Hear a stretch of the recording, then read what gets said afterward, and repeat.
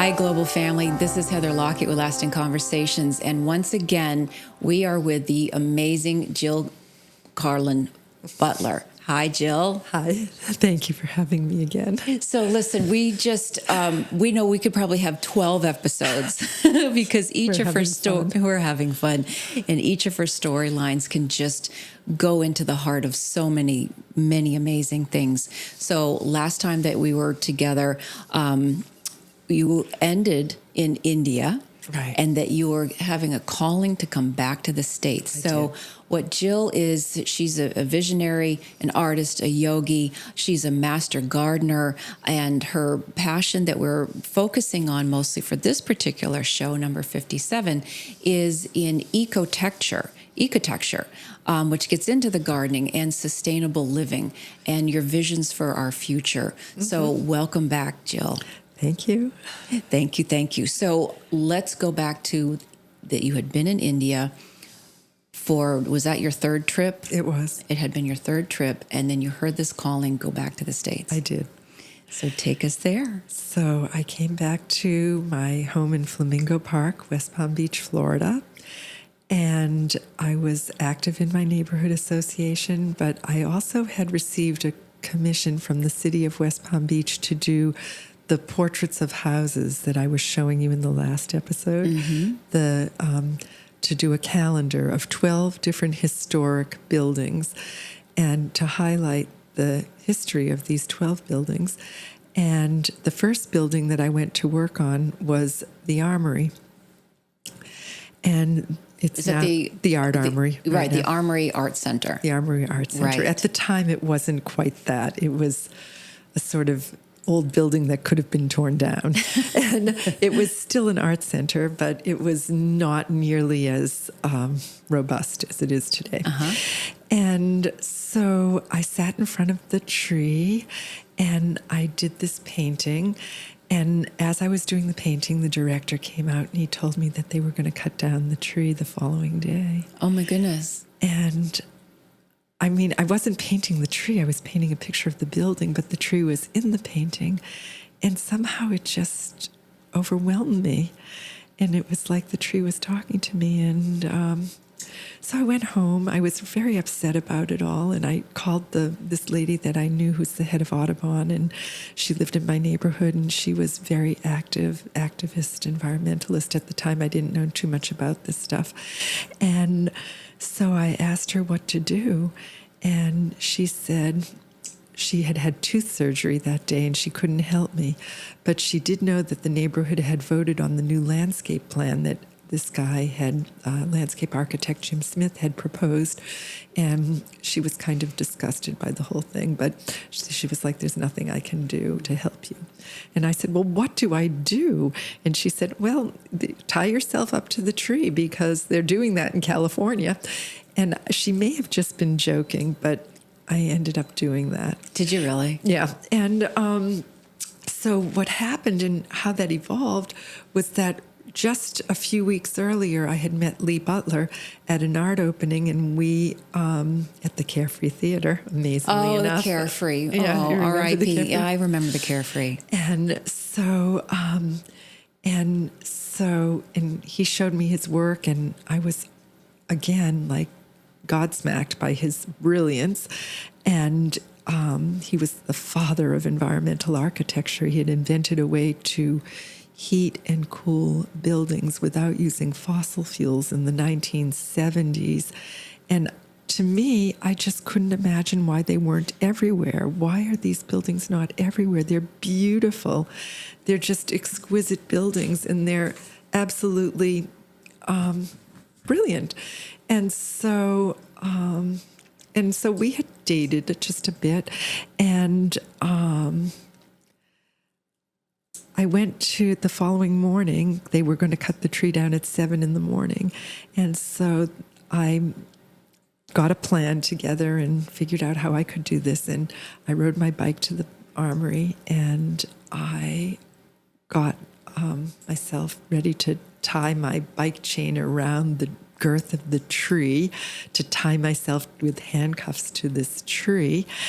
And the girth of the tree was so large, And the bike chain was one of those wrapped in plastic wire chains, and it kept rolling back on itself. So what I needed was another set of hands to pull it tight. So I rode my bike back home, and I called Lee Butler at 6 a.m, and I said, "Will you tie me to this tree at the armory?"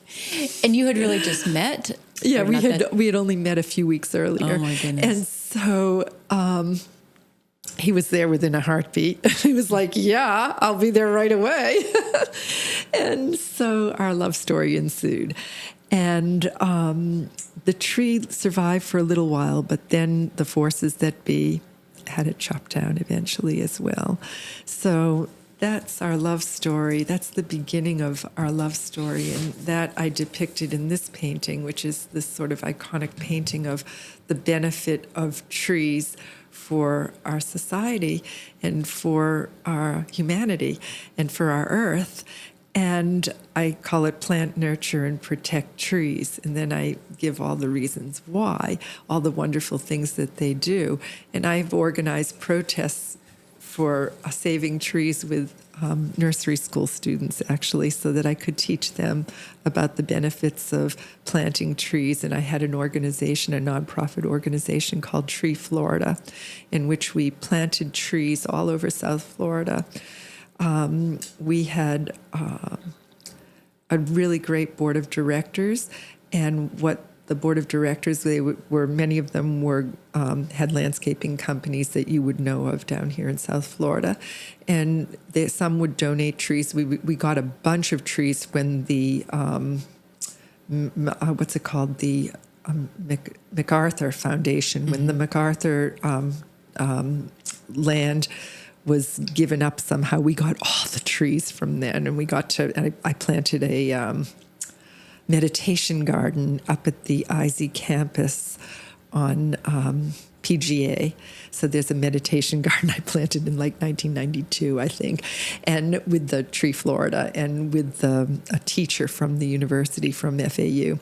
And so there are a lot of gardening projects that I've been involved in, including being the vice president of Gray Mockingbird Community Garden and doing a hand-painted tile mural wall there, putting in a Zen garden with the help of their gratitude trainees, and putting in a veterans garden there. And so, raised garden beds and irrigation systems that are natural, and working on a permaculture garden, and which are things that I'm still trying and implementing wherever I am. And it's a big job, and it's a job that people are mostly turn a blind eye to. Like, I just recently moved to a 55 or older community, and they're married to grass growing, lawns growing. And I just spoke to the president yesterday, and I said, "It's ridiculous." He was complaining about the water bill, and I said, "It's unnecessary.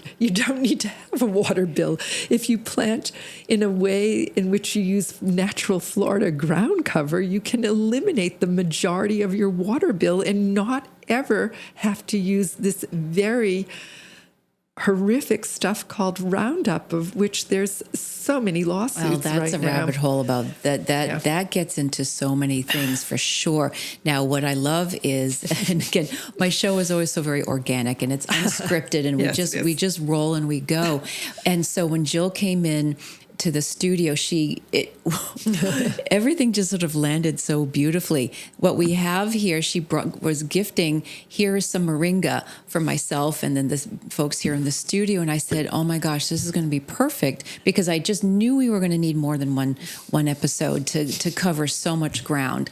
All pun intended, a lot of ground cover. Exactly. So we have these as beautiful plants, these moringa plants as props, that each of us get to bring home now. But tell us, hopefully you will take care of it. Absolutely. So this is great, because this goes into what you were saying, and we'll sort of get into some of the philosophies and where I always liked rounding into the hope part. And I think our next generation right now, they're not having it with many don't want all the concrete and plain. And so we've been missing the green. And I know so many of us can start to feel physical atrophy, and people want to do their forest bathing. We talked with Kathy Andio on one of the episodes about the forest bathing, and the physical phytons and the physicality for our neurosenses that we need nature.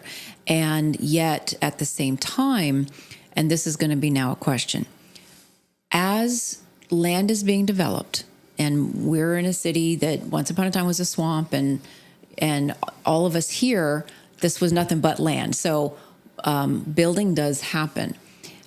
How can we marry and balance what is available and to be more sustainable and mindful than the typical concrete block where now there is no nature, the birds aren't singing, the ground is dried up, and we humans physically just don't feel very well. So this probably gets into you married Lee Butler, and the passion and love of your life. We'll get into your screenplay in a second, but he was a visionary. He was way ahead of his time, although the ecology, this was on the forefront of a lot of people in the 70s. So let's put all of this together in terms of where the work is now. And there are people who can hear it and hear what's possible. And people have grow trees in their house, or they're turning their front yards from suburbia grass into vegetable gardens. And so these are those pockets of hope, I think, in terms of the conversation. So tell us about more of your journey with Lee and the ecotecture, and really where we really can be headed right now. So thank you. I am committed to getting these buildings built. And these buildings, I will give you in a nutshell what they do. So they're 100% self-sustainable. They take care of all of their own lights, gas, water, waste management, and food production. And food production. Because it's the cycle of everything. They have an interior greenhouse that produces all the food you could need. And he started that back in the 70s with a house like the house where he invented the envelope, the gravity geothermal envelope, and then went on to build these. He would never build a house like this again, he said, after 1985, because he would never build anything with the right angle. However, if you look at these incredible houses, and if you were to design one today based on his 1970s findings, you would build a house that did not need any fossil fuels for heating or cooling. This house depicted here in Lake Tahoe has never had a utility bill for heating or cooling. This is since the 1970s. What's the name of the book so people can I don't think you can. You might be able to get it on Amazon. I don't know. It's called Ekosea Homes. Right. Now, how he got the name... Natural energy conserving design. Yes. How to design natural energy conserving within a home. Right. Or other buildings. Yes. But how he got the name was they had a friend who was a Greek sculptor. And the word ekosea from ancient Greece means the essence of being. And Lee said that the essence of being is family, food, and shelter. And that's what we're providing. So we evolved that because once a genius does his work, as Lee had done, he wants to carry on.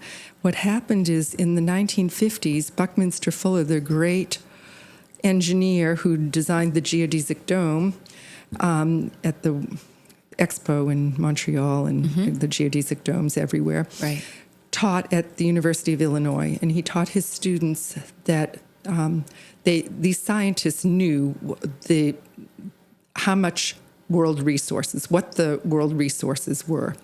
And they put it into something called the world game. And no matter how the students played the world game, all the world's resources are used up. And this is in the 1950s. And Fuller taught his students that, yes, this was true. However, that there was something divine within the human being that would prevent that from happening. And Lee was a student of one of Bucky's students, but he was enamored and influenced by Buckminster Fuller beyond any other person, any teacher ever. As he said, beyond Jesus, beyond Buddha, beyond anyone, Bucky was Lee's teacher. And because he heard Butler's teaching, he felt it was incumbent upon him to find the solution to this problem, and that is exactly what he did with ecotexture.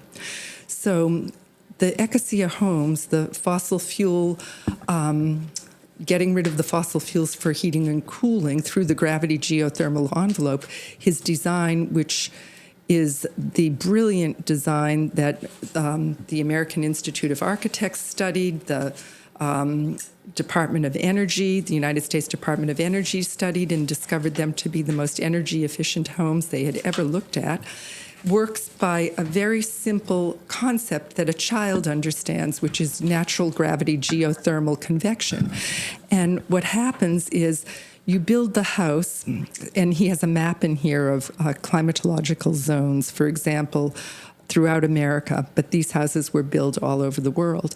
And if you go to the permafrost level, below the permafrost level, which in each part of the world is at a different footage, so it could be 5 foot in New York, it could be 10 foot in somewhere else.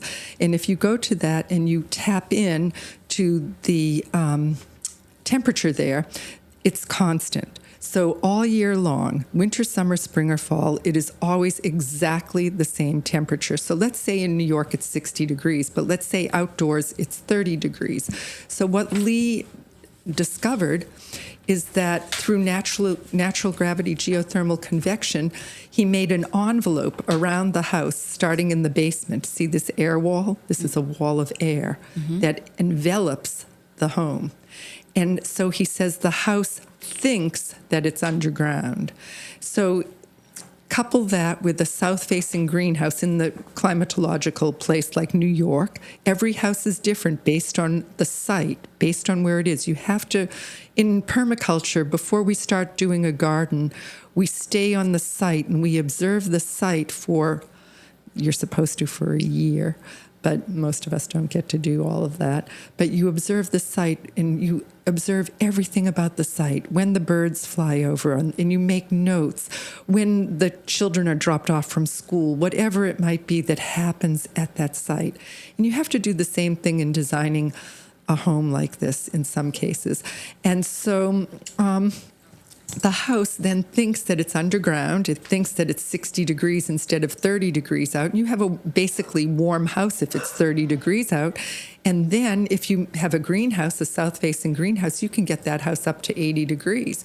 And you can control through fans, through vents, through a variety of things, how each room, the temperature in each room. And this is all through natural gravity geothermal convection, all through nature. All of Lee's processes utilize following nature, following photosynthesis, following absorption and convection and all of the gravity and all of the things that we observe in nature. And that's what he went on to design. And the brilliance of ecotexture is that it basically takes, this was, Lee was on the cover of Popular Science. I didn't know what I brought with me today, honestly. And on the cover of Popular Science magazine, which is no slouch, and was asked to speak where Sir Isaac Newton delivered the laws of gravity. But ecotexture, his final iteration, which is what I have been promoting for the last 30 years, is, this is theoretical, but basically it's a building that floats. So the first designs Lee got through a tree. A tree gave him the idea of, he asked the tree, why is it so easy for you and so difficult for mankind? You just stand there and all your resources come to you. And like a bolt of lightning, he got the design in his head and he drew it out because he had observed conditions in this house, in this 10,000 square foot house that he designed on property his dad left him in Meaden, Tennessee, in the middle of nowhere, an indoor swimming pool, maid's quarters, everything.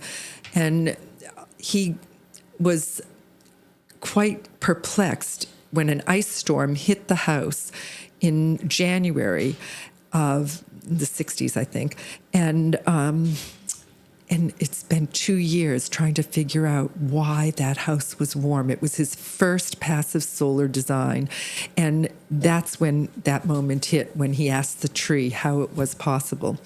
The newest designs that float, the information was given to him through dolphins, because Joan Ocean and her partner, Jean-Luc Bazuli, were in St. Augustine, where Lee had dropped out. It's a long story. It's too long. This is a really great segue, because one of the things we had tapped in with the previous episode is that you have a website called The Dolphin Dream. Right. So I love that, again, nature, we have the land and the earth and the dirt and the plants, and then we have water, as which our bodies are mostly water, and this whole planet really is mostly water. True. So tell us more from the Dolphin Dream, and you have this in your own artwork, your flow. Right, exactly. Yeah. Well, so water, like you say, most of our body, I want to say 75, maybe more than that, 80% of our body is water. Maybe it's more than that.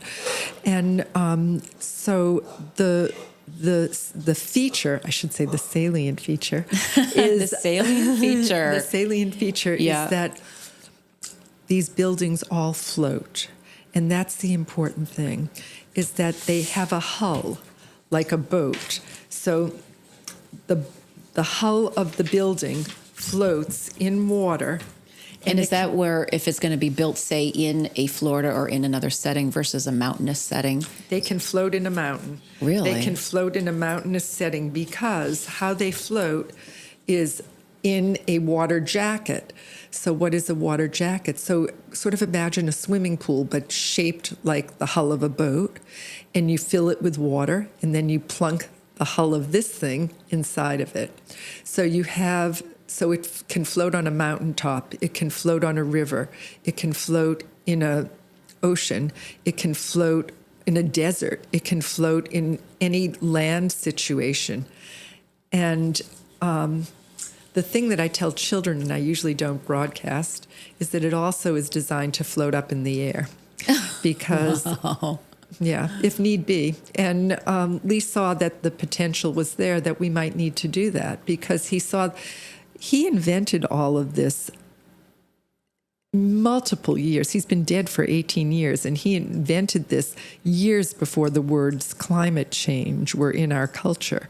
And so this was not necessarily designed for, quote, climate change, but what this is the most elegant solution for humanity to live in comfort and safety during climate change. These buildings can be produced as single-family dwellings, an eco-arc, and my vision statement for the company, for Ecotecture, is an eco-arc for every family, because Henry Ford, when he invented the Ford, said a Ford in every garage, a car in every garage. And I say an eco-arc for every family, because every family on Earth can live in safety and comfort, all 8 billion of us. And that's true if we just switch to start designing and building in this manner. It requires a paradigm shift. Right now in America, we have to jump through hoops to do the littlest of parts of this for anything. For example, Heather, you were talking about front yard gardening, putting in a vegetable garden in your front yard. There was a case a few years ago in Orlando where a family put a vegetable garden in their front yard, and they got tagged, and they went to court. Yep. And they went to court, and they actually won. Yep. Because it's even illegal to put a vegetable garden in your front yard. So in America, there are things that we must change, and that has to do with our policy. Right. A lot of the policies that our government officials are making. I've put together a proposal, I was telling Heather, for Lake Worth Beach, which is the community where I live, which is to take out all the parking, take out all the cars in Lake Worth, and put a water park where the parking lot is at the beach, and transfer the parking to off-site, and have a gondola, think ski lift, to the beach, so that you get all of the cars away from the beach. Right now, you sit at any beautiful beach in America and you hear motorcycles and cars going by. Why? There's no need for this. You can move all of that noise off-site, and you can have a beautiful beach environment. So I've designed those kind of things for our communities. But the main thing is to get the awareness about how to build these structures, these environmentally sustainable structures. I didn't finish telling you what all the features, the salient features. Well, let me just we'll circle back, and again, this is so very rich, and all of this information can be found on your assorted websites on as ecotexture.com. well. And the Dolphin Dream. And the Dolphin Dream. What I wanted to tap into at kind of briefly at this point is so much is getting urbanized, which is fine, but are there conversations about how to at least implement some of these things? You had mentioned about materials, but are there some builders that are thinking how to do what you're describing in apartments or in condos or in office buildings? There are. Or at least in increments. Yes, there are, especially in Europe, especially in Holland, especially in Germany, especially in non-American places. And yes, there are. And unfortunately, like I say, the building codes and all of the restrictions imposed upon us by code in our country makes it difficult to get around that. But there are places here where we can do this, and where we can get around those kind of code restrictions. This, like I say, requires a paradigm shift.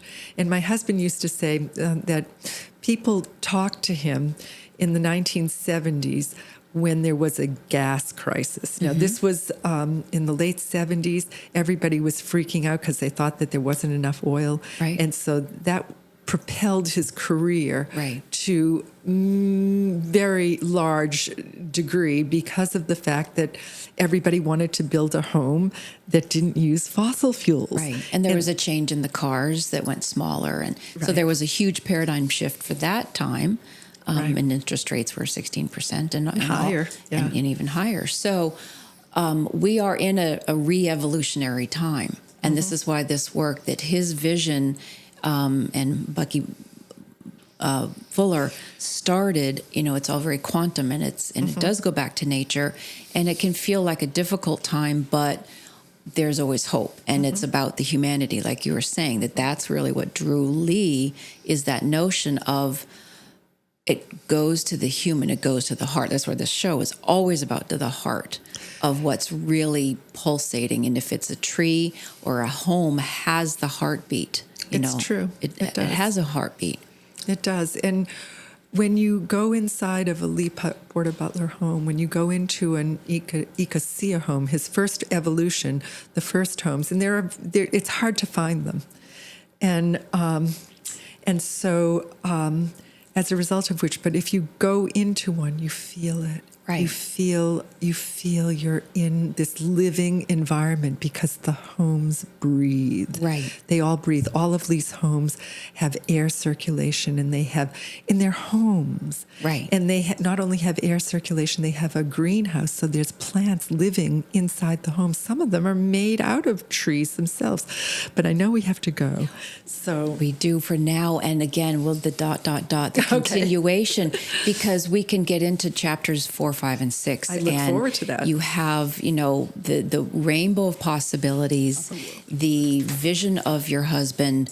You're writing a screenplay about your love story. We will continue and continue and continue again. Yay. So for right now, everybody, just know, again, tap into your heart. Look up some of these resources for Jill. Her art, her vision. If you are interested in the gardening and what is possible for your own home, perhaps, of making even a simple change, of adding some green and just having that kind of a joy. Thank you. Reach out. So, Jill, where can people find you? At thedolphindream.com and ecotexture.com. And ecotexture is spelt with a K, but it's also part of the Dolphin Dream website.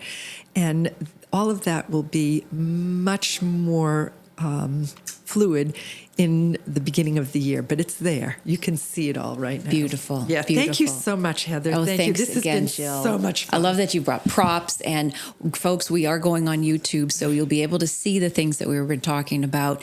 And Jill, once again, thank you for coming. Thank you so much for having me. And thanks everybody for listening. Please like, review, and share this show. And if you'd like to be part of the conversations, please reach out to any of us here and at Lasting Conversations podcast at lastingconversations.com. Follow us on Instagram, Facebook, and give us a call. Thanks for listening, everybody. This is Lasting Conversations. We get to the heart of everything.